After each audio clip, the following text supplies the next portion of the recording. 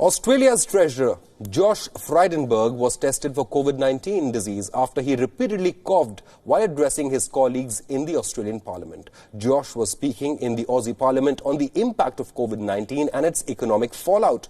Treasurer Frydenberg was giving his speech at the Parliament and was addressing issues concerning the economy when he suffered severe cough.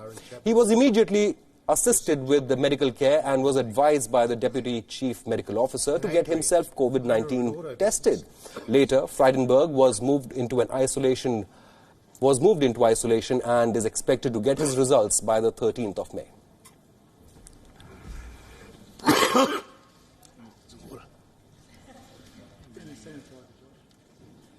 This test will be Treasurer Frydenberg's second, as he was tested previously for coronavirus after returning from an overseas trip.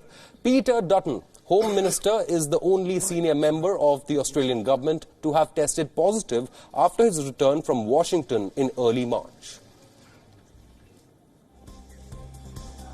Addressing the Parliament, Frydenberg said that the country was facing a quote-unquote sobering economic outlook due to the effects of coronavirus pandemic. Experts have predicted a fall of 10% in the country GDP, and the country is also likely to have its largest ever deficit this year.